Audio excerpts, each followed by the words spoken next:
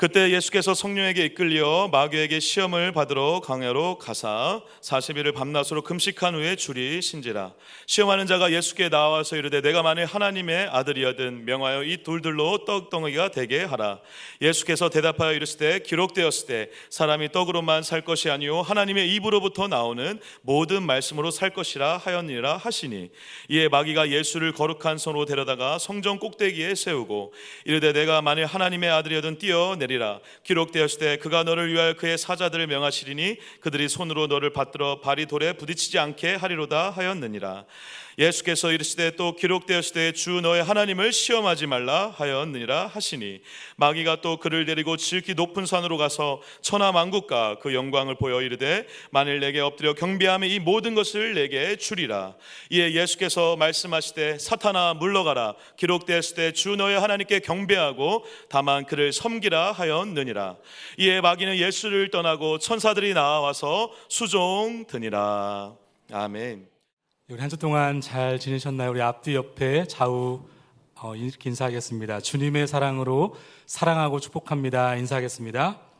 주님의 사랑으로 사랑하고 축복합니다.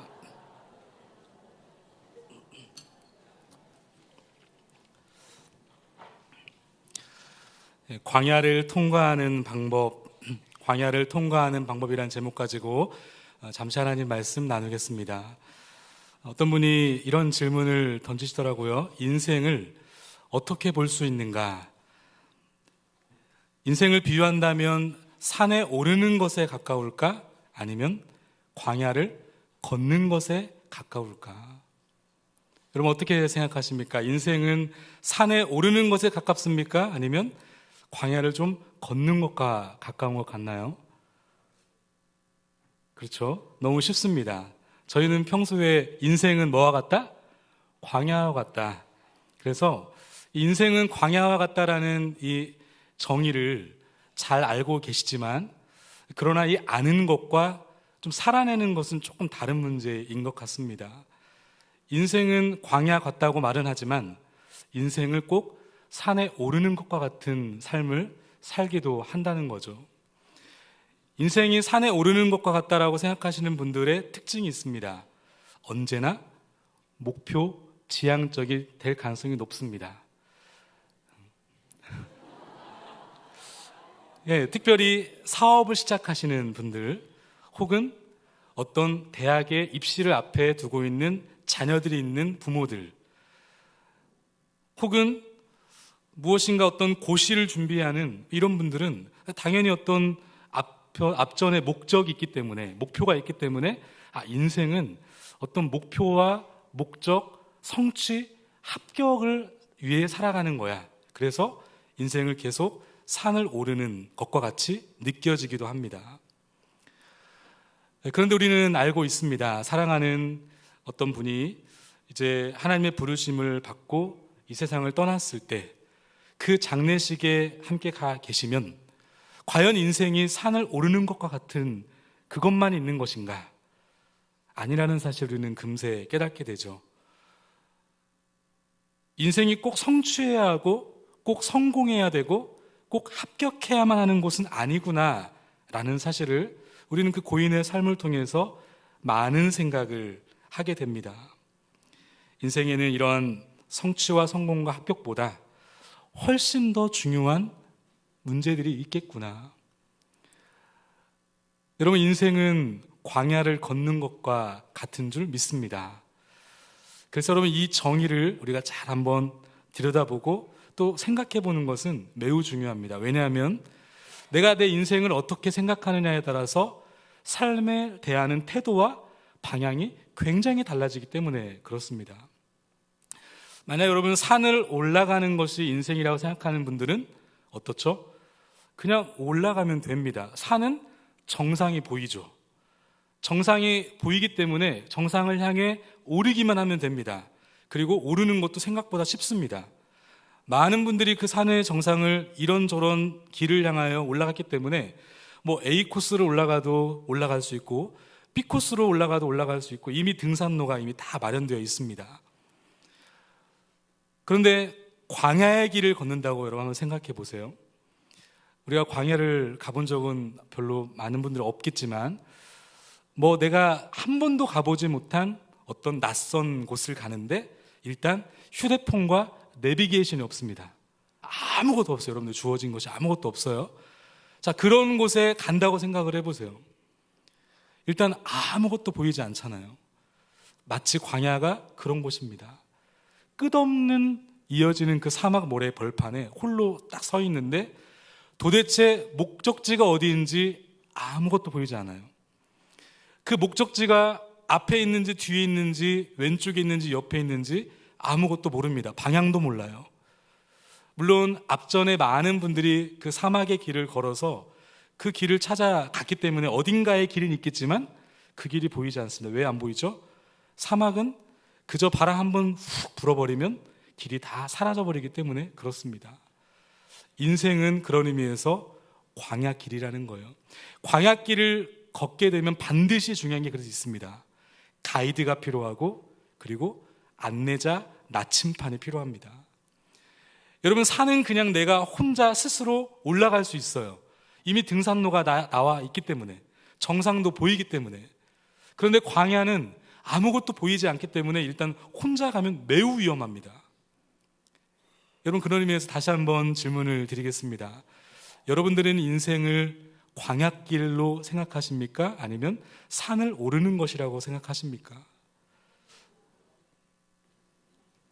오늘 우리가 여기까지 살아오면서 나는 산을 오르는 것과 같은 인생을 살아오셨습니까? 아니면 광야의 길을 걷는 것과 같은 인생을 살아오셨습니까? 우리는 앞으로 걸어가야 할 내 삶의 인생의 길을 무엇으로 바라봐야 되는가? 그런 의미에서 먼저 우리가 첫 번째 생각해 볼 것은 기왕 이 인생의 광야길이라고 한다면 매우 중요한 첫 번째 생각해 볼 문제가 있습니다. 광야길을 피할 수 인생은 아무도 없다는 겁니다. 따라하겠습니다. 광야길을 피할 수 있는 인생은 없다. 여러분 인정하십니까? 그 누구도 인생의 광야길을 피할 수는 없어요. 근데 우리는 인생의 광야길을 피해달라고 혹은 없었으면 좋겠다는 기도를 많이 합니다. 근데 여러분 인생의 광야길은 절대 피할 수 없어요. 때로는 피하기 전에 인생의 광야길을 의도적으로 하나님이 인도하시는 경우도 생각보다 많이 있습니다. 하나님이 의도적으로 인도하시는데 하나님이 이 광야길을 없애주세요라고 하면 하나님이 좀 황당하지 않겠습니까? 여러분 그러고 보니까 성경에 매우 위대한 우리가 너무나 닮고 싶어하는 많은 사람들이 반드시 이 광야의 길을 거쳐 하나님께 쓰임받더라고요. 민족의 위대한 지도자라고 불리는 모세. 여러분 모세가 얼마나 대단합니까? 그 지팡이 하나로 홍해를 갈라버리죠. 수많은 민족의 많은 사람들을 그 광야의 길에서 인도합니다. 위대한 민족의 지도자였어요. 근데 여러분 이 모세가 정작 정말 지도자로서 모세답게 되었던 것은 그가 열심히 배웠던 애굽 왕궁의 왕실이 아니었습니다. 그를 모세다움으로 만들었던 장소는요 광야였어요. 40년이라고 하는 긴 세월 동안에 홀로 있었던 그 광야의 시간, 그것이 바로 모세를 모세답게 만든 것입니다. 여러분 당대의 은인으로 칭찬받았던 이 노아도 마찬가지 아닙니까? 인류 중에 유일하게 살아남았던 사람, 가족들. 근데 여러분 이 노아에게도 역시 광야가 있었어요. 하나님의 말씀에 순종함으로 방주를 짓기 시작했는데 무려 100년 가까이 되는 긴 시간 동안 홀로 따로 떼어서 그는 광야의 시간을 갖습니다. 그 땅이 마를 때까지 아주 오랜 시간 동안 방주 안에 그는 있어야만 했습니다. 그 방주 안에 여러분 얼마나 힘든 시간이었겠습니까? 답답하지 않았겠습니까? 온갖 냄새나는 동물들이 가득한 그 배 안에서 이곳저곳 다녀볼 수 없는 그런 답답함 속에서 그는 오랜 시간 동안 땅이 마를 때까지 기다리고 있었어요. 광야. 과부의 아들을 살렸던 3년 6개월 동안 내리지 않았던 그 비를 쏟게 만들었던 놀라운 위대한 선지자 엘리야. 이 엘리야는 어떻습니까? 역사의 전면에는 아주 멋지게 그는 등장합니다. 당시에 독재자 아합 왕 앞에서 얼마나 담대하던지요. 내가 섬기는 이스라엘 하나님 여호와께서 살아 계심을 두고 내가 맹세하노니 내 말이 없으면 수년 동안 비가 오지 않을 것이다. 막 멋지게 선포하지 않습니까? 그럼 뭔가 대단한 일이 당장 벌어져야 되는데 아니에요. 그를 인도했던 것은 그리 시냇가, 바로 광야였습니다. 그런 의미에서 오늘 저와 여러분들에게도 이 광야는 반드시 있어야만 합니다. 때로는 아버지라고 하는 그 자리가 광야이기도 하고요. 때로는 어머니라고 하는 그 자리가 광야이기도 하고, 때로는 남편과 아내라고 하는 광야의 시간이 필요합니다. 청소년들에게는 수험생이라고 하는 광야의 자리도 있고, 청년들이라고 한다면 취업이라고 하는 광야의 시간도 있고, 은퇴를 앞두고 계시거나 은퇴를 이미 하신 분들에게는 앞으로의 남은 은퇴 이후의 삶이 때로는 광야의 삶이 되기도 합니다. 그런데 여러분, 분명한 사실은 반드시 이 광야를 통과함으로 말미암아 하나님의 사람이 만들어짐을 여러분 믿을 수 있기를 바랍니다. 오늘 본문에 보면 우리 예수님도 이 광야의 시간이 있으셨어요. 오늘 본문 1절에 보니까 그때에 예수께서 성령에게 이끌려 마귀에게 시험을 받으러 어디로 가셨다고요? 광야로 가셨다. 그런데 우리가 이 말씀에서 먼저 주목해 볼 중요한 단어가 있습니다. 그때에 라는 단어예요. 그때에, 이 그때가 도대체 어떤 때인가? 여러분, 이것을 살펴보려면 앞을 봐야 됩니까? 뒤를 봐야 됩니까? 예, 성경 연구를 하실 때는 잘 한 단 한 단을 잘 보셔야 됩니다. 앞을 보셔야 돼요. 도대체 이 앞에 어떤 일이 있었죠? 마태복음 3장 13절 이하에 보면 예수님께서 요단강에서 세례 요한을 통하여 세례를 받으심으로 이제 본격적인 공생의 사역을 시작하시는 시작입니다. 흔히 이 장면을 하나님의 아들, 이 메시아에 대한 이 공식 선언이다 같다고 해서요, 많은 분들이 왕의 대관식이다 이렇게 설명을 합니다. 왕의 대관식. 성부와 성자와 성령 삼위 하나님께서 함께 이 한 공간에 계심으로 말미암아 큰 기쁨이 있었어요. 하늘이 열리고 하나님의 성령이 예수님 위에 임하기 시작합니다. 하늘부터 소리가 있었는데 예수님을 향해서 이는 내 사랑하는 아들이다, 내 기뻐하는 아들이다. 여러분, 그야말로 얼마나 큰 기쁨과 감격의 놀라운 시간입니까? 그런데 이 큰 기쁨과 축제의 현장, 바로 그때에 예수님이 어디 가셨다고요? 광야를 가셨다고요. 여러분, 이것은 오늘 우리 인생의 모습을 잘 보여주고 있습니다. 우리의 인생을 살다 보면 때로는 이렇게 큰 기쁨과 해피한 인생일 때도 있지만 때로는 거칠고 메마르고 절망과 이 고독이 서려 있는 이 광야를 지날 때가 있다는 거죠. 우리 예수님께서도 이 사실을 이미 알고 계셨던 것 같아요. 그래서 오늘 저와 여러분들에게 이 광야를 살아감에 있어서 어떻게 살아가야 하는가를 오늘 이 본문 말씀을 통하여 잘 보여주고 있다고 생각합니다. 여러분, 기왕 이 광야의 길을 피할 수 없다면 여러분, 이 광야의 시간들을 잘 지나갈 수 있기를 주님의 이름으로 축복합니다. 하나님이 예정해 놓으신 그 길을 여러분 잘 걸어가셔서 하나님의 놀라운 그 하나님이 예비해 놓으신 놀라운 축복을 많이 누리시기를 주님의 이름으로 축복합니다. 그렇다면 우리가 이 광야길을 어떻게 통과해야 되는가? 첫 번째, 따라하겠습니다. 성령님께 붙들려라. 1절에 보니까 그때 예수께서 성령에게 이끌리어 마귀에게 시험을 받으러 광야로 가사. 여러분, 예수님이 지금 누구에게 이끌리셨다고요? 성령께 이끌렸다고요. 여러분, 오늘 말씀은 그렇게 어려운 말씀이 아닙니다. 이 주일의 말씀을 준비하면서 오랜 시간 동안 함께 기도하고 묵상하는데 참 어려운 이 주일의 말씀이에요. 왜냐하면 이 대상자분들이 다 다양하지 않습니까? 여기에는 초신자분도 계시고 오랜 시간 동안 또 신앙생활 하셨던 분도 계시고 얼마 나오지 않는 분들도 많이 계시기 때문에 이 주일의 예배는 이 본문을 선택하는 것부터가 고민입니다. 여러분, 오늘 말씀이 그렇게 어렵지 않습니다. 어려운 말씀이 아니에요. 성령께 붙들려야 된다. 여러분, 이 말씀을 우리가 지금까지 한 번도 들어보신 적이 없지 않습니까? 그런데 여러분, 정말 광야는 성령님께 붙들려야 되는 장소예요. 오늘 저와 여러분들이 살고 있는 이 현장이 광야라고 한다면 누구에게 붙들려야 된다고요? 성령님께 붙들려야 된다고요. 광야는 산을 올라가는 길이야. 나 혼자서 얼마든지 충분히 갈 수 있어. 나 혼자 힘으로 감당할 수 있어. 그러면 큰일 납니다. 왜냐하면 이 광야라고 하는 것은 성령님과 반드시 동행하는 길이기 때문에 그래요.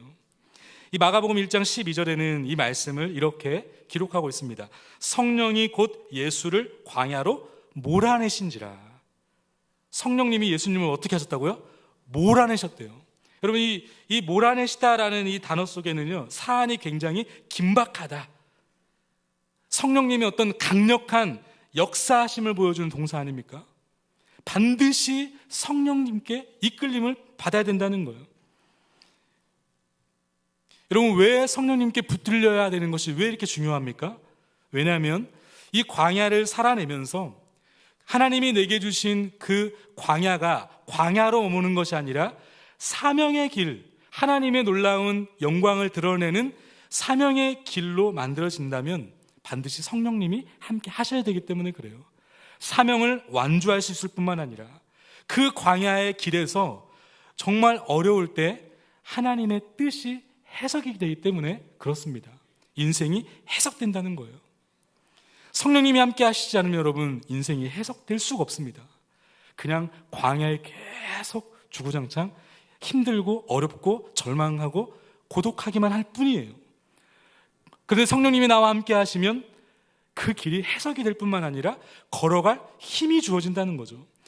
여러분, 사도 바울 한번 보시기 바랍니다. 사도행전 20장 22절에 굉장히 중요한 사도 바울의 고백이 있지 않습니까? 같이 한번 읽어보겠습니다. 시작. 보라, 이제 나는 성령에 매여 예루살렘으로 가는데 거기서 무슨 일을 당할는지 알지 못하노라. 아멘. 지금 사도 바울이 무엇에 매여 있다고 고백합니까? 성령에 매여 있다. 그 성령에 매여서 어디로 가고 있습니까? 예루살렘으로 가고 있어요. 근데 예루살렘으로 가는데 거기에는 뭐가 있습니까? 무슨 일을 당할는지 알지 못한대요. 꼭 우리의 인생 같아요. 내 앞길에 뭐가 있는지 좀 불안할 뿐이에요. 염려가 되는 거죠. 그러면서 고백하는 말이 23절 말씀 같이 한번 읽겠습니다. 시작. 오직 성령이 각 성에서 내게 증언하여 결박과 환난이 나를 기다린다 하시나. 뭐가 기다리고 있습니까? 결박과 환난이 기다리고 있대요. 사도 바울은 알고 있었어요. 예루살렘에 들어가는 그 현장에 이 결박과 환난이 기다리고 있다는 사실을 그는 알고 있었습니다. 어떻게 알 수 있었나요? 거기 성경에 보니까 각 성에서 내게 증언하였다. 여러분, 사도행전 20장 이 말씀을 가만히 들여다보면 사도 바울에게 3번의 경고가 있었습니다. 이 에베소 교회의 장로님들을 통해서, 그리고 사도 바울이 제자 훈련시켜 제자가 되었던 이 제자들에 의해서 성령에 충만한 사람들이 사도 바울을 향하여 염려했던 거예요.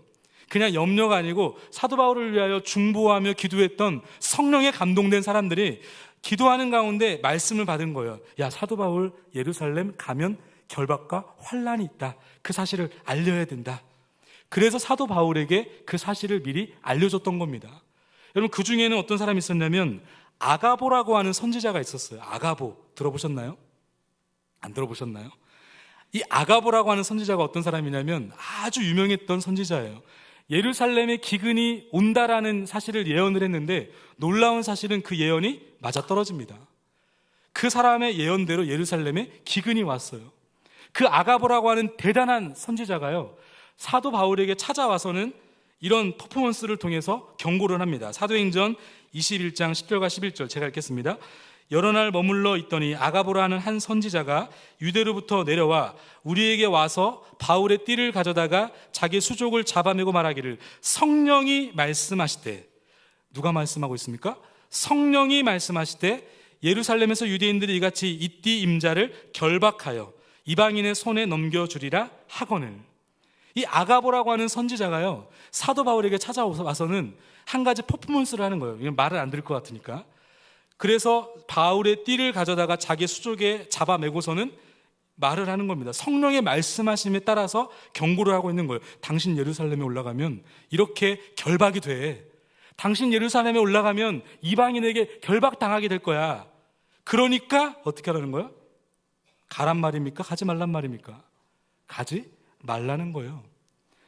여러분, 이 아가보라고 하는 선지자가 지금 자기 말로 이야기하는 겁니까? 그냥 자기가 자기 멋대로 말하고 있는 거예요? 아닙니다. 성령의 말하게 하심을 따라 사도 바울에게 예루살렘에 가지 않도록 권면했던 겁니다. 가면 결박과 환란이 있으니까. 근데 여러분, 이 사도 바울이 이 말을 들었음에도 불구하고 성령에 감동된 많은 사람들의 각 증언이 있었음에도 불구하고 어떻게 합니까? 사도행전 20장 22절 이하의 말씀을 제가 다시 한번 읽어보겠습니다. 보라, 이제 나는 성령에 매여 예루살렘으로 가는데 거기서 무슨 일을 당하는지 알지 못하노라. 오직 성령이 각 성에서 내게 증언하여 결박과 환란이 나를 기다린다 하시나, 그 다음에 내가 달려갈 길과 주 예수께 받은 사명 곧 하나님의 은혜의 복음을 증언하는 일을 마치려 하면은 나의 생명조차 조금도 귀한 것으로 여기지 아니하노라. 힘드니까 안 가는 것이 아니고, 힘드니까 그러니까 어떻게 한다는 겁니까? 가겠다는 거예요. 왜 사도 바울은 힘들어도 가겠다고 고백하고 있는 것이죠? 성령에 사도 바울도 매여 있었던 거예요. 성령에 매여 있으니 다른 사람이 성령의 말하게 하심을 따라 말해도 하나님 앞에서 하나님이 주신 성령에 매여 감동하심을 따라 사도 바울은 간 겁니다. 사명을 붙들고. 여러분, 이것이 인생의 해석의 차이입니다. 성령에 매여 사는 사람들은요, 사실 다른 사람들의 말보다 하나님의 말씀이 더 중요해요. 내게 주신 하나님의 인도하심, 나를 향하신 그 주님의 뜻이, 나를 향하신 그 주님의 사명이 훨씬 더 중요하기 때문에 이게 분별이 되는 거죠.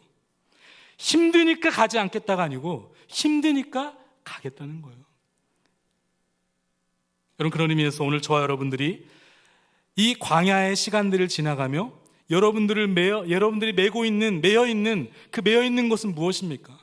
우리는 저마다 무엇인가에 항상 매여 살아요. 그게 환경이 되기도 하고, 그게 때로는 돈이 되기도 하고, 그게 때로는 자존심이 되기도 하고, 그게 때로는 어떤 학벌이 되기도 합니다. 그로 인하여서 끊임없는 것에 매여 살죠. 우울에 매이기도 하고, 상처에 매이기도 하고, 불안에 매이기도 하고, 염려에 매이기도 하고, 때로는 질투에 매이기도 하고, 미움에 매이기도 하고, 많은 것들로 매이기도 합니다. 때로는 질병에 매이기도 합니다. 여러분, 기억할 수 있기를 바랍니다. 광야길에는 무엇에 매여 있어야 한다고요? 성령께 매여 있어야 된다고요. 여러분, 경마장에 가보면, 저는 경마장에 가본 적은 없습니다. 오해하지 마세요. 가끔 지금도 잘 못 보는데 예전에 TV를 봤을 때 이 경마장에 가보면 이 경주하는 말들이 있지 않습니까? 근데 이 경주하는 말들을 가만히 유심히 살펴보면요, 이 말들에게는 뭔가 하나씩 눈 옆에 달려있는 게 있어요. 이 말들의 눈 옆에 뭐가 달려있냐면 눈 가림막이라고 하는 것이 있는데, 이걸 제가 찾아보니까 차안대라고 하는 도구더라고요. 차안대. 이 경주 말들이 눈 주위에, 여러분이 차안대, 이 눈 가림막을 가리는 이유가 뭘까요? 여러분, 이 말들은요, 너무나 놀랍게도 우리의 눈은 앞에 있잖아요. 옆에 있는 사람도 있습니까, 눈이? 근데 말들은 어디 있어요? 눈이 옆에 있어요. 그러다 보니까 말의 시야가요 540도예요. 대단하죠? 완전히 540도면 거의 전지적 작가 시점으로 세상을 바라보는 거예요. 그러니 여러분, 이 말들이 경주를 딱 시작하고 지나가면 막 뛰는데 어떻습니까? 게다가 이 말들은요, 되게 두려움, 공포가 많대요. 낯선 어떤 사물이나 물건을 보면 되게 두려워한대요. 그러니 여러분, 이 경주 말들이 막 달리다가 뒤에 막 자기를 쫓아오는 말들이 막 보이면 어떻게 할까요? 무서워지는 거예요. 그러니까 여러분, 이 눈 가림막을 차단한 이유가 뭐겠습니까? 오로지 목표점을 향하여, 결승점을 향하여 거기만 달려갈 수 있도록. 여러분, 제가 무엇을 말씀드리고 싶은 겁니까? 성령의 안대를 낄 수 있기를 주님의 이름으로 축복합니다. 성령님이 매여 계시면 날마다 내 삶에 성령님, 저를 도와주세요. 여러분, 일주일을 살아가면서 얼마만큼 성령님의 이름을 간구하시며 그분의 도움을 요청해 보셨습니까? 성령님, 제 인생을 개입해 주세요. 성령님, 지금 너무나 분노하고 너무나 화가 나는데 성령님, 제 마음을 좀 다스려 주세요. 성령님, 지금 제가 어떻게 해야 될지 모르겠어요. 저를 좀 인도해 주세요. 여러분, 이렇게 날마다 성령님의 은혜를 구하고 성령님이 계신 것을 인지하고 인식하고 인정해 드리는 이 성령에 매여 사는 삶이 여러분 얼마나 중요합니까? 이 광야의 시간 동안에 성령의 영적 안대가 채워지는 시간 될 수 있기를 주님의 이름으로 축복합니다. 여러분, 그런가 하면 두 번째, 광야를 통과하는 방법이 있어요. 따라하겠습니다. 말씀에 붙들려라. 말씀에 붙들려라.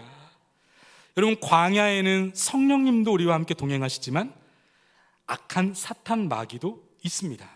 제 말이 아니고 오늘 말씀에 기록되어 있죠. 그때 예수께서 성령에게 이끌리어 마귀에게 시험을 받으러 광야로 가셨다. 이 광야의 인생길에는요, 마귀도 있어요. 이 마귀를 가리켜서 3절 상반절을 보면 시험하는 자라고 기록하고 있습니다. 우리를 시험하죠. 여러분, 사단이 어떻게 시험을 합니까? 오늘 본문에 보니까 세 가지의 시험이 나와 있는데 간단하게 살펴보겠습니다.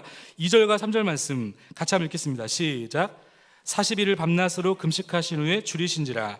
시험하는 자가 예수께 나와 이르되 내가 만일 하나님의 아들이거든 명하여 이 돌들로 떡덩이가 되게 하라. 사단의 시험이 뭡니까? 이 돌들로 떡덩이가 되게 하라. 여러분, 예수님이 지금 40일 동안 너무 굶주리고 계셨잖아요. 얼마나 배가 고프셨을까? 우리는 한 끼만 굶어도 너무 힘들잖아요.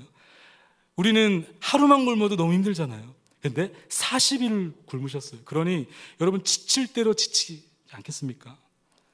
너 지금 배고프지 않냐는 거예요. 그러니 네가 하나님의 아들이면 야, 네가 가진 능력으로 좀 빵 만들어 먹으면 되지 않겠니? 하나님의 뜻 그런 거 생각하지 말고 지금 당장에 너의 필요를 좀 채워. 하나님의 뜻과는 전혀 다른 결정, 하나님의 뜻과는 전혀 다른 감정, 그것을 사단이 끊임없이 우리를 향하여 시험합니다. 하나님의 뜻 생각하지 말라는 거예요. 당장에 너의 필요를 위해서 쏟아내. 이런 게 사단의 첫 번째 시험이죠. 그런가 하면 사단의 두 번째 시험이 뭡니까? 5절과 6절. 이에 마귀가 예수를 거룩한 성으로 데려다가 성전 꼭대기에 세우고 이르되 내가 만약 하나님의 아들이거든 어떻게 하라고요? 뛰어내리라. 뛰어내리라. 여러분, 이것은 어떤 시험입니까? 야, 좀 과시해도 돼. 이런 말 아닙니까? 과시해. 무슨 얼어 죽을 초라한 십자가야. 그 좁은 길, 십자가의 길 가지 말고 그냥 너 좀 과시하며 살아. 너 스타잖아, 이미 스타. 여러분, 우리가 이 땅을 살아가면서 사단이 오늘 우리 가운데 주는 시험이 무엇입니까? 십자가의 길, 좁은 길 가지 말라는 거잖아요. 예수님 믿는 그리스도인이기 때문에 당해야 될 분명한 대가 지불이 있음에도 불구하고, 손해봐야 될 일이 있음에도 불구하고, 야, 손해보면 어떡해. 똑같이 너도 똑같이 해. 이에는 이, 악은 악으로 갚으면 돼. 당한 대로 갚아줘.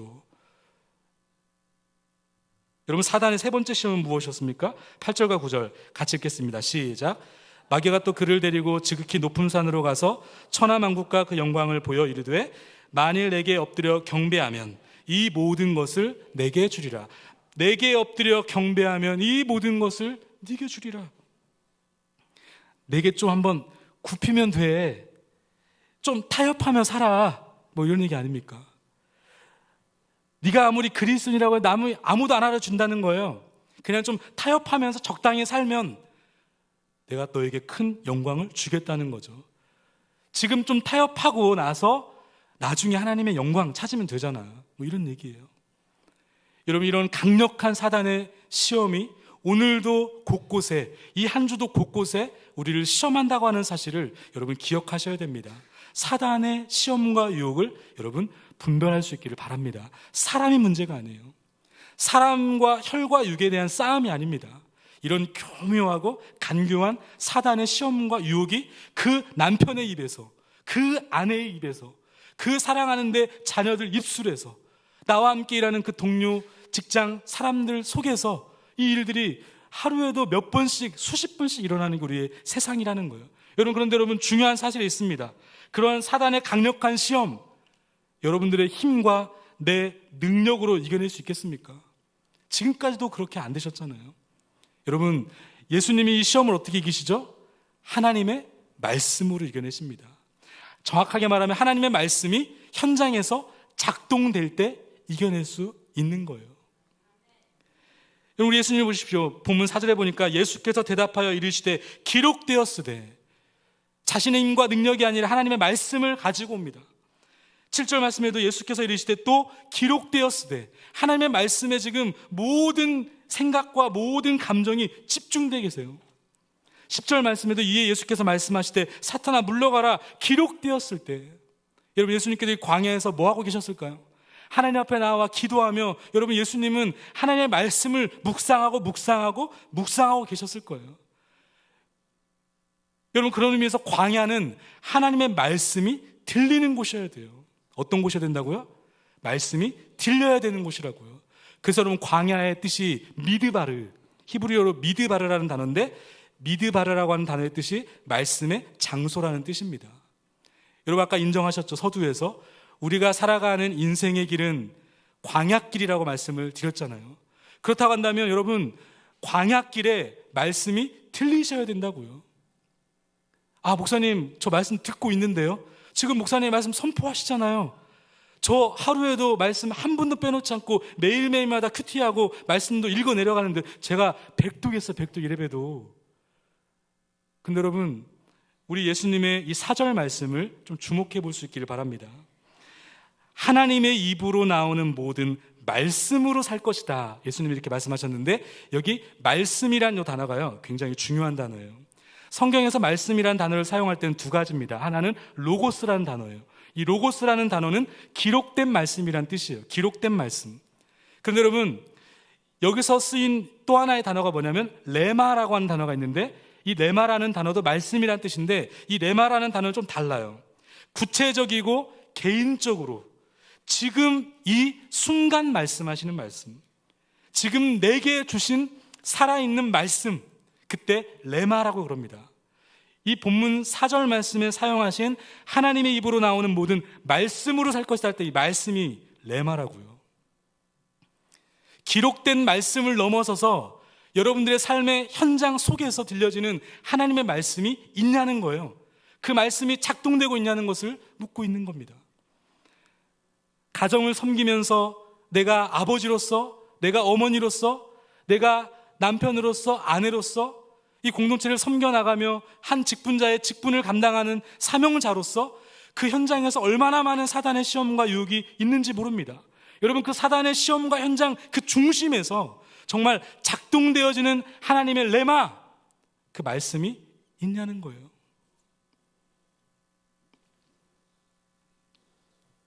내 안에 부딪히는 그 말씀이, 내 안에 들어온 그 하나님의 말씀이, 나를 뒤흔들고 있는 그 하나님의 말씀이, 나를 뚫어버리고 있는 그 하나님의 말씀이, 오죽하면 사도행전에 보면 실신했다 그러잖아요. 자복하며 통회하다라는 이 단어예요. 실신하다라는 뜻이 있어요. 하나님 말씀이 들려오는데 그 말씀이 너무나 강력해서 실신할 정도였대요. 그의 생각과 감정과 결정에 있어서 하나님의 말씀이 작동되고 있는지를 성경은 묻고 계신 겁니다. 그게 여러분 광야에서 하나님의 말씀이 들리는 현장이에요. 프란시스 셰퍼 박사님이 책 거기 계시는 하나님이라는 책을 쓰셨는데, 이 사회에 직면한 많은 문제들을 이곳에서 언급을 하십니다. 뭐 세속주의, 인본주의, 뭐 도덕적 상대주의, 뭐 실존적 허무주의, 뭐 이런 어려운 시대적 문제들을 풀어가시면서 이분이 이런 말씀을 하십니다. 이 모든 문제의 발달은 오늘 우리가 살아계신 하나님의 존재를 모른 채 살아가기 때문이다. 이 모든 문제의 핵심이 뭐라고 말씀합니까? 살아계신 하나님을 모른다는 거예요. 여러분 하나님 살아계십니까? 죽어 계십니까? 하나님 살아계십니다. 살아계신 그 하나님이 계시는데 우리가 모른 채 살아간다는 거예요. 그러면서 끊임없이 그 쏟아지는 질문 앞에 단호하게 이렇게 이야기하죠. 하나님은 거기 계신다. 하나님은 거기 계신다. 이 영어로 He is there and He is not silent. 하나님은 거기 계시며 하나님은 침묵하지 않으신다. 정확한 번역이에요. 하나님은 거기 계시며 하나님은 침묵하지 않으신다. 여러분 하나님 거기 계십니까? 여러분들의 하나님이 가정에 계십니까? 여러분의 삶의 그 현장 속에서 치열한 광야의 그 중심 속에서 거기 하나님이 계심을 여러분 믿고 계십니까? 하나님이 계실 뿐만 아니라 침묵하지 아니하시고 여러분들에게 주시는, 각자에게 주시는 하나님의 레마의 말씀이 있냐는 거예요. 그런 의미에서 여러분, 제자 훈련은 꼭 필요합니다. 제자 훈련은 오늘까지 신청을 받습니다. 미리 준비를 해야 되기 때문에 그렇습니다. 여러분, 제자 훈련은 다른 훈련이 아니에요. 말씀 부딪힘의 훈련이에요. 신앙생활 10년을 하고 20년을 하고 30년을 하면 뭐합니까? 여전히 내 생각으로, 여전히 내 감정으로, 여전히 내 판단으로 판단하며 살아가다 보니까 인생이 고독하고 힘들고 어려운 거예요. 그래서 좀 뭔가 말씀으로 살아보겠다고 막 아웅다웅 열심히 몸부림침에도 불구하고 안 되시는 분들, 내게로 다 오시길 바랍니다. 제자 훈련으로 들어오시기 바랍니다. 그렇게 힘들고 안 되는 분들이 모여서 12주 동안 열심히 하나님 말씀에 부딪히며 훈련을 하는 거예요. 이 한 주도 그 말씀에 부딪혔는지, 이 한 주도 그 말씀 앞에 삶에 내 생각이 부딪혔는지, 내 감정이 부딪혔는지, 그래서 어떤 변화가 있었고 어떤 실패가 있었는지 끊임없이 말씀을 통하여 계속 점검하기 시작합니다. 12주를 하면요, 그래도 많이 바뀌어요. 물론 끝나고 나면 또 도루묵 되니까 문제긴 하지만, 그러나 그것이 의미가 없다는 건 아닙니다. 왜냐하면 그 훈련을 했기 때문에 원리는 알아요. 그래서 어떻게 해야 되는지는 방법은 아십니다. 말씀에 부딪힘의 훈련. 여러분, 성도는 소신 있게 사는 사람들이 아니라 말씀으로 사는 사람인 줄 믿을 수 있기를 바랍니다. 광야와 같은 인생길, 세상의 소리를 이길 수 있는 것은 하늘의 소리, 하나님의 말씀인 줄 믿을 수 있기를 바랍니다. 말씀의 방향을 따라가면 인생의 방황은 멈추게 되어 있다. 말씀의 방향을 따라가면 뭐가 멈춘다고요? 인생의 방황이 멈춘다고요. 사랑하는 자녀들 가운데 아직 하나님을 모르는 분이 계십니까? 여러분, 가장 먼저 하셔야 될 건 뭡니까? 하나님의 말씀의 자리에 데리고 오는 거예요. 그 이상 우리가 할 수 있는 건 없어요. 그러나 사랑하는 그 누군가가 아직 하나님을 모르고 있다면 여러분들이 할 수 있는 최선의 노력은 뭐냐면 하나님 말씀의 자리에 앉혀놓는 거예요. 그러면 성령님이 다 알아서 하십니다. 말씀이 들리기 시작하면 그 인생의 방황은 끝나는 거예요.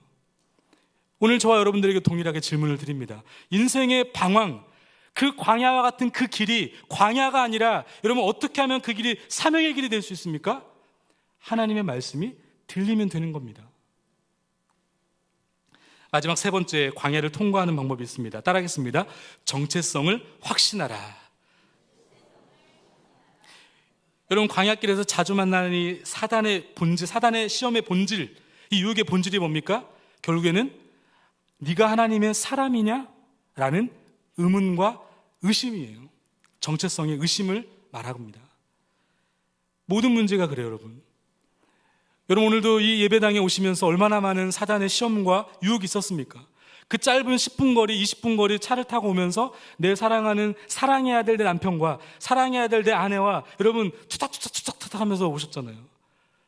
삿대질을 하면 때로는 막 다투기도 하시잖아요. 여러분, 그러다가 마음에 드는 생각이 어떻습니까? 에이, 예배 안 드려야지. 왜냐하면 사단이 공격하거든요. 야, 네가 그러고도 하나님의 사람이라 말할 수 있어?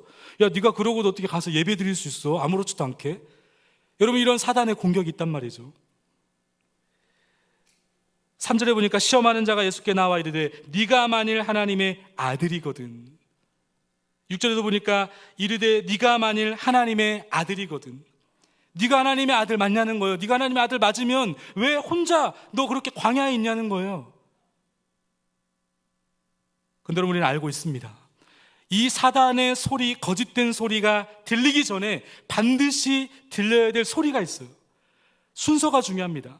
사단이 거짓된 이런 메시지, 네가 그러고도 하나님의 사람이야? 야, 네가 그러고도 예배를 가면 드릴 수 있어? 야, 어떻게 네가 그러면서 그리스도나 말할 수 있어? 라는 이 사단의 강력한 거짓된 소리를 듣기 전에 우리가 들어야 될 한 가지 소리가 있어요. 무슨 소리입니까? 하늘의 소리, 하나님의 소리. 마태복음 3장 16절과 17절 말씀. 예수께서 세례를 받으시고 곧 물에서 올라오실새 하늘이 열리고 하나님의 성령이 비둘기같이 내려 자기 임하심을 보시더니 하늘로부터 소리가 있어 말씀하시되, 그 다음에 이는 내 사랑하는 아들이요 내 기뻐하는 자라. 여러분, 이 하나님의 소리가 들리셔야 됩니다. 여러분, 이 하나님의 소리가 언제 들리기 시작했습니까? 여러분, 예수님을 향하여 하나님이 이 사랑의 고백을 하시는데 예수님을 향하여 하나님이 이 고백을 언제 하신 건가요? 예수님이 뭔가 엄청난 사역을 하시고 난 이후인가요? 아닙니다. 사역하시기 전이에요. 뭐 예수님이 어떤 큰 일을 행하셨기 때문에 하나님이 예수님을 바라보시면서 야 정말 너는 내 사랑하는 아들 맞다. 내가 너의 그 능력을 보니까 너 정말 대단하구나. 내 사랑하는 내 기뻐하는 아들이다. 이렇게 말씀하셨나요? 예수님이 어떤 일을 행하시기 전입니다. 어떤 위대한 일을 하셨거나 어떤 위대한 기적을 베푸셨거나 어떤 하나님의 위대한 일을 감당해서가 아니에요. 그 전에 이미 하나님의 음성이 있었어요. 이는 내 사랑하는 아들이요 내 기뻐하는 자라. 여러분 이것이 왜 중요합니까? 여러분 오늘 이 예수님을 향한 하나님의 이 말씀은 오늘 저와 여러분들을 향한 하나님의 말씀인 줄 믿을 수 있기를 바랍니다. 오늘 하나님이 여러분들을 왜 사랑하시나요? 여러분들이 일주일 동안 잘 살아왔기 때문에, 여러분들이 이 예배당에 나올 만한 자격이 있기 때문에, 내가 내 인생에 그동안 그래도 하나님 요거는 좀 내가 당신에게 좀 자랑할 수 있지 않겠습니까? 그것 때문에 하나님이 여러분들 이곳에 불러주셨을까요? 아닙니다, 여러분. 너의 어떠함 때문에 우리를 사랑한 것이 아니라고 말씀하시는 거예요. 너의 무엇인가를 네가 잘했기 때문에 사랑하신 것이 아니라는 겁니다. 네가 나를 위해 무엇인가를 대단한 일을 해줬기 때문에 내가 너를 사랑하는 것이 아니라는 거예요. 여러분 로마서 5장 6절 말씀이 뭐라고 말씀합니까? 우리가 아직 연약할 때에 기약대로 그리스도께서 경건하지 않은 자를 위하여 죽으셨도다. 로마서 5장 8절 말씀, 우리가 아직 죄인 되었을 때에 그리스도께서 우리를 위하여 죽으심으로 하나님께서 우리에 대한 자기의 사랑을 확증하셨느니라. 로마서 5장 10절 상반절에 보니까 곧 우리가 원수 되었을 때에도, 여러분 보이십니까? 우리가 연약했을 그때에도 하나님은 우리를 사랑하셨어요. 우리가 죄인 되었을 그때에도 하나님은 이미 사랑하셨어요. 심지어는 하나님과 원수가 되었던 그때에도 이미 하나님 우리를 사랑하셨다 말씀하세요. 창세 전에 이미 우리를 예정하시고 사랑하기로 작정하신 하나님이신 줄로 믿을 수 있기를 바랍니다. 여러분 이 사실을 광야를 지나는 동안 우리가 기억해야 될 중요한 이유가 있어요. 여러분 이 땅을 살아가시면서 이 하나님의 음성이 얼마나 자주 여러분들에게 작동되고 계십니까? 누군가와 관계를 맺으면서 가정을 세워가면서 남편과 부부 관계로 또 가정을 잘 만들어 가시면서 혹은 이 공동체를 세워가면서 여러분 자주 하나님이 여러분들을 향하여 너는 내 사랑하는 아들이다 딸이다, 너는 내 사랑하는 내가 너 기뻐하는 아들이다 딸이다, 여러분 이 하나님의 무조건적인 이 사랑의 고백이 자주 들리고 그것을 붙들고 계십니까? 그 사랑의 고백이 잊어진다면 여러분 우리는 이 광야가 하나님이 나를 향하여 배신했다고 느끼는 장소로 느껴질 거예요. 이 하나님의 음성이 잊어진다면 이 거칠고 외롭고 힘들고 고독한 인생의 이 광야길이, 아니 하나님 살아 계시다면서요, 아니 하나님 나 기뻐하신다면서요, 그런다면 이게 뭡니까? 이게 이 광야, 하나님 왜 내 이 광야에 주어진 거예요? 라고 하면 하나님 앞에 절망하며 끊임없는 사단의 참소와 의심 앞에 우리는 무너져 내릴 것입니다. 여러분 우리는 기억하셔야 돼요. 하나님께서 충분히 예수님을 기뻐하셨고 하나님께서 충분히 예수님을 사랑하셨음에도 불구하고 예수님이 광야로 가셨어요. 그럼 우리는 반드시 기억해야 됩니다. 그곳은, 이 광야는 하나님의 사랑이 없는 곳이 아니라 여전히 하나님의 사랑이 내 안에 충분히 머무는 곳이구나. 이 광야는 하나님이 나를 배신하시는 그 장소가 아니라 여전히 하나님이 나를 사랑하사 하나님과 특별한 이 영적 추억을 만들기 위해 주신 좋은 기회가 되는구나. 이게 해석이 된단 말이죠. 제가 요즘에 유튜브로 하나를 봤다가 계속 뜨더라고요. 그래서 유튜브를 키면 계속 이게 떠요. 이혼 숙려 기간 뭐 이런 TV가 지금도 하나요? TV가 없어가지고 제가 이혼 숙려 기간 이런 프로그램을 보면서 느낀 게 있어요. 여러분 이 부부가 둘이 나와가지고 이제 조사관들이 양쪽 입장에서 조사를 하고 나서 이 영상을 편집해가지고 보여주더라고요. 아내의 입장에서 남편에게 막 보여주는 거예요. 그 남편의 잘못에 대해서. 또 그걸 보고 나서 그러지 않습니다 그러면서 옆에 남편이 또 자신이 준비한 영상을 가지고, 증거 영상을 가지고 막 보여주기 시작해요. 여러분 이 이혼 숙려 기간이라고 하는 이 프로그램이 말하고자 하는 이 프로그램의 핵심이 뭘까요? 그냥 막 재밌으라고 보는 건 아니잖아요. 여러분 문제 없는 부분은 없다는 거예요. 그렇죠? 그 TV를 보면서 우리는 많은 위로를 받습니다. 나만의 문제가 아니었구나. 우리 가정만의 문제가 아니었구나. 많은 위로를 받죠. 그리고 여러분, 그 TV를 통해서, 그 프로그램을 통해서 우리가 무엇을 받습니까? 아, 상처가 있구나. 누구나 상처가 있구나. 그리고 대화가 중요하구나. 공감하는 게 중요하구나. 그러면서 이 과정들을 거치더라고요. 상담도 받고, 그 다음에 치료 프로그램도 받으면서 그 부부가 이것을 깨닫게 될 때 가정에 소망을 갖게 되고 가정에 희망을 품더라고요. 뭘 깨달을 때 그 부부의 소망이 보입니까? 내가 이 여자를 사랑했을 때가 있었구나. 내가 이 남자와 결혼하려고 했던 이유가 있었구나. 우리가 부부라고 하는 사실을 깨달아 알게 돼요. 그런데 조금 더 나아가면 내가 가장이라고 하는 것, 내가 아내라고 하는 것, 아이들이 있는 부부들은 아빠, 엄마라고 하는 자신의 그 정체성을 깨닫게 되면서부터 그 상담 치유가 시작이 되더라고요. 여러분, 이 땅을 살아가면서 이 광야와 같은 시간 동안에 고독하고 절망하며 어려운 이 시간들을 우리는 어떻게 이겨낼 수 있습니까? 하나님이 나를 향하신 이 하나님의 자녀라고 하는 정체성이 오늘 우리 가운데 회복이 필요하지 않겠습니까? 제자훈련하다 보면 꼭 반드시 읽어야 될 한 권의 책이 있습니다. 어렵지 않아요. 제이디 그리어가 쓴 이 복음 본색이라고 하는 책인데, 이 책을 제가 항상 읽히는 이유가 있어요. 우리가 복음을 안다고 하지만 정말 복음을 모르며 살아갈 때가 많이 있다는 거예요. 거기서 이 책에서 이렇게 고백을 합니다. 하나님이 나를 바라보시는 기준은 내가 지난 한 주를 어떻게 살았는지가 아니라 그리스도께서 어떻게 사셨는지이다. 그러면서 그는 이렇게 기도합니다. 그리스도 안에서 제가 하는 어떤 일도 당신이 저를 더 사랑하실 할 수 없고, 제가 한 어떤 일도 당신이 저를 덜 사랑하도록 할 수 없습니다. 그리스도 안에서 제가 하는 어떤 일도 당신이 저를 더 사랑하실 할 수 없고, 제가 한 어떤 일도 당신이 저를 덜 사랑하시도록 할 수 없습니다. 이것이 복음 기도예요. 스바냐 3장 17절 말씀, 너희 하나님 여호와가 너희 가운데 계시니 그는 구원을 베푸실 전능자시니라. 그가 너로 말미암아 기쁨을 이기지 못하시며 너를 잠잠히 사랑하시며 너로 말미암아 즐거이 부르며 기뻐하시리라. 여러분, 이것이 오늘 저와 여러분들 향한 하나님의 마음인 줄 믿습니다. 한 가지 이야기를 드리면서 말씀을 마무리합니다. 제게는 두 아이들이 있다 그랬죠. 첫째 아이가 벌써 고1입니다. 어떤 분들은 제가 아직 결혼을 안 한 총각으로 보시는데 이미 결혼을 했습니다. 이 17살 된 사랑하는 아이가 있는데요. 이 아이가 지금도 항상 잘 때 끼고 안고 자는 인형 하나가 있어요. 저는 그것을 누더기 인형이라고 부르는데, 그 인형은요, 그 아이가 아마 1살인가 2살, 아주 처음, 제가 이 아이에게 처음 선물해줬던 인형이에요. 그럼 여러분, 17년이 되었으니 이 인형이 어떻게 됐을까요? 완전히 그냥 뭐 거의 제가 보기에는 쓰레기인데, 그럼 여러분, 이 인형의 형체가 사실 없었어요. 눈도 사라지고, 코도 사라지고, 입었던 옷도 다 헤어지고 벗겨져가지고요. 사실 버려야 되는 인형인데, 안 버려요. 그래서 오죽하면 저희 장모님이 오셨을 때 이 인형에게 옷도 만들어주고 눈도 다시 박아주고 코도 만들어줬어요. 그럼에도 불구하고 여전히 제가 보기에는 헝겊 인형이에요.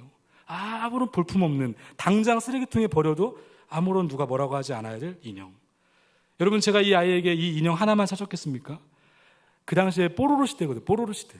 이 뽀로로에 해당되는 인형들을 제가 선물도 해주고, 또 우리 지나가시는 성도님들이 또 선물도 주시게 하셔가지고 인형이 굉장히 많았어요.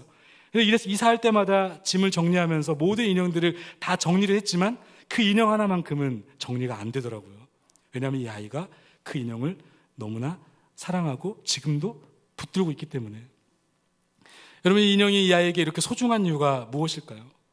제가 첫 번째로 이 아이에게 선물한 선물이기 때문에 그런 줄 저는 믿고 있습니다. 그런데 여러분, 그 아이에게 있어서 그 헝겊 누더기 인형은 그 아이가 1살, 2살, 3살, 4살, 5살 가장 그 아이의 입장에서 힘든 그 광야길을 그 인형과 함께 지나왔다는 거예요. 힘들 때도 그 인형을 껴안고 그 인형을 애주중지하면서 가지고 왔기 때문에 그 인형을 버리지 못하는 겁니다. 그 아이에게는 그 인형이 유일한 인형이에요. 수많은 인형들 중에 하나가 아니고 영어로 하면 더 유일한 그 아이의 인형이기 때문에 아이는 인형을 버리지 못합니다. 여러분, 이 아이의 인형을 볼 때마다 저는 항상 저의 존재를 생각해요. 하나님이 나를 바라보시는 마음이 이것과 같겠구나. 내가 볼품이 없고 다 떨어진 누더기와 같은 그런 인생임에도 불구하고 하나님은 그럼에도 불구하고 너는 내 사랑하는 아들이야. 너는 내가 너로 하여금 내가 기뻐한단다. 언제나 저를 향하여 하나님의 사랑의 고백을 들려주실 때마다 이 광야의 길을 넉넉하게 지나가고 있는 줄 믿을 수 있기를 바랍니다. 여러분, 인생은 광야길입니다. 내가 무엇인가를 올라가는 산을 정복해가는 길이 아니에요. 여러분들 인생의 방향을 잘 다시 한번 점검해 볼 수 있기를 바랍니다. 인생이 광야길이라고 한다면 그러면 우리가 이렇게 기도해서는 안 되는 거예요. 하나님, 터널 없는 인생을 제게 주십시오. 저는 밝은 태양만 보는 인생이기를 소망합니다. 여러분, 이것은요, 아멘 하시면 안 됩니다. 이것은 잘못된 기도일 수 있어요. 여러분, 터널이 없으면, 여러분 서울에서 부산 내려갈 때 터널 없으면 여러분 어떻게 가실 겁니까? 터널을 통과하지 않고 가실 거면 걸어가셔야 돼요. 그냥 몇 달을 걸쳐가지고 걸어가시면 터널 없이 산 건너고 산 올라가서 바다를 냇가를 건너서 내려갈 수 있습니다. 그런데 여러분, 터널이 있으니까 얼마나 편합니까? 터널이 있으니까 그냥 KTX도 뚫어지고요, 버스도 뚫어지고요, 그냥 직선거리로 막 가지 않습니까? 우리는 깨달아 알게 돼요. 이 터널이라고 하는 것이 내 인생을 돌아가지 않게 하고 오히려 직선길로 가게 하는 거구나. 여러분, 인생의 광야라고 하는 것은 그렇습니다. 하나님이 우리의 인생의 광야를 허락하셨다고 한다면, 그 인생에 터널이 있고 어려움이 있다고 한다면, 여러분, 그것은 저주가 아니라 하나님이 그 광야를 통하여 우리 가운데 말씀하시고자 하시는 분명한 뜻이 있다는 사실 앞에 성령에 매여 계시기를 주님의 이름으로 축복합니다. 말씀의 지도를 따라 살아내시기를 주님의 이름으로 축복합니다. 사단의 어떠한 참소 앞에서도 하나님의 이 정체성, 하나님의 자녀라고 하는 정체성을 확신하시고 그 광야의 자리가 사명의 자리로 바뀌시기를 주님의 이름으로 축복합니다. 우리 함께 같이 이 한 주를 우리 놓고 기도하며 제가 마무리하고 마치겠습니다. 여러분, 이 한 주가 시작이 되었습니다. 이제 내일부터는 또 이 예배당을 떠나는 그 순간부터는 우리가 한 주를 다시 살아가게 될 것입니다. 늘 반복되어지는 일상을 살아가시겠지만, 그러나 그것에 성령님이 개입하시면, 그곳에 하나님의 말씀이 개입하시면 여러분, 삶이 완전히 달라지게 되어 있습니다. 시간 한 주의 삶을 놓고서 내가 한 주를 살아내며 내가 만나야 될 사람들, 내가 있어야 될 그 장소에서 하나님 성령에 매여 살기를 소망합니다. 레마, 말씀이 들리는 장소가 되게 하여 주시옵소서. 주님의 자녀라고 하는 확신을 붙들고 당당하게 사명의 길을 걸어가는 우리 모두가 되게 해달라고 이 시간에 주님의 이름 한번 크게 한번 부르짖고 기도하며 나가겠습니다. 주여,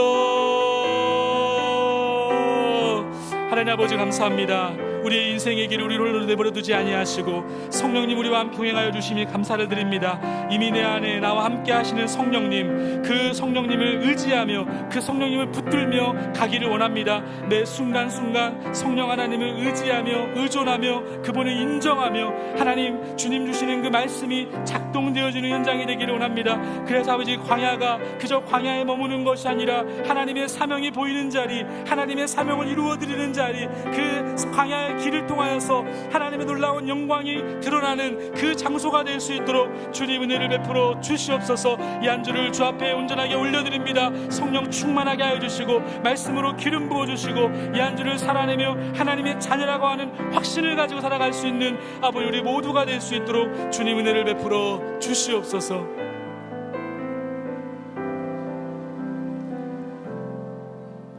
하나님 아버지 감사합니다.